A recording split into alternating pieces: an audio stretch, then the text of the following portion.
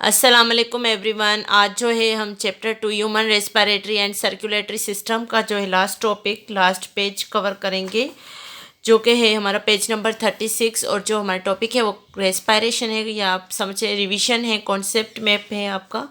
तो आइए समझते हैं।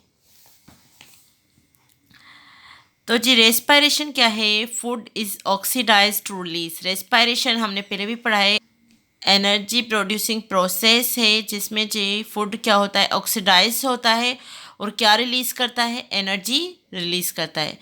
अब रेस्पिरेशन को जो है वो ज़रूरत होती है, रिक्वायरमेंट होती है, इसकी ऑक्सीजन की रिक्वायरमेंट होती है।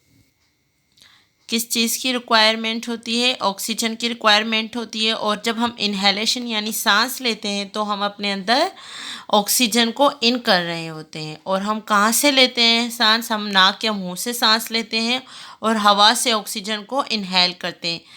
तो जी कम्स फ्रॉम ब्रीथिंग। जब सांस लेते हैं तो हम यहाँ देखें दिखा रहे हैं, रिब्स जो है वो अपवर्ड्स मूव करती हैं, डायफ्राम रिलैक्स हो जाता है, बिल्कुल फ्लैटेंस हो जाता है, और जो फेफड़े हैं वो सांस लेते हैं तो वो फूल जाते हैं।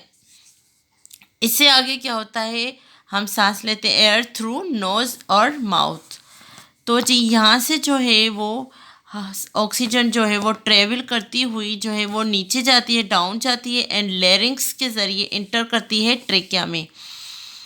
तो जो ये ट्रेकिया है, यहाँ से ऑक्सीजन ट्रेवल करती हुई हमारे लंग्स तक जाती है। लंग्स में जो मौजूद होते हैं ब्रोंकस, जिसे हम प्लूरल बोलते हैं ब्रोंकाई या ब्रोंची, जो कि डिवाइड हो जाती है, ट्रेकिया डिवाइड हो जाती है 2 ब्रांचेस में, जिसे हमें ब्रोंची या ब्रोंकस, सिंगुलर है तो ब्रोंकस एंड प्लूरल है तो ब्रोंची पढ़ते हैं। अब ये जो है फाइनली इंटर्स इनटू द एल्व्यूलाई। अब ये ब्रोंची या ब्रोंकस छोटी छोटी ट्यूब्स में आप यहाँ देख रहे हैं, इन्हें हम ब्रोंक्यूल्स कहते हैं, इनमें डिवाइड हो जाती हैं। और ये ब्रोंक्यूल्स जो है ख़त्म होते हैं गोल सुराखों पर, जिन्हें हम कहते हैं एल्व्यूलाई। एल्व्यूलाई में क्या होता है, गैसेस एक्सचेंज होती हैं। तो अंदर जो गैसेस इन होती हैं वो होती है गैस ऑक्सीजन। यहाँ जो गैस इन होती है वो होती है ऑक्सीजन इनटू ब्लड। अब यहाँ से जो है वो कैपिलरीज में ऑक्सीजन आ जाती है, और कैपिलरीज से कार्बन डाइऑक्साइड जो है वो एल्व्यूलाई में आ जाती है। जी बिल्कुल। तो इस तरीके से क्या होता है, ऑक्सीजन इनटू सेल्स, हर सेल तक पहुँच जाती है जिस्म के थ्रू ब्लड।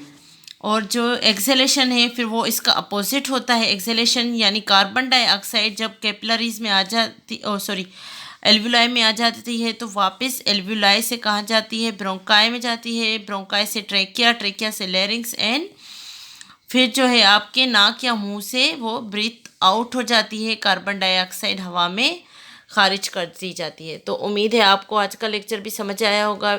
अगर आपको समझ आया तो प्लीज़ मेरे चैनल को लाइक करें, शेयर करें और सब्सक्राइब करें, और कमेंट करना ना भूलें। Thank you.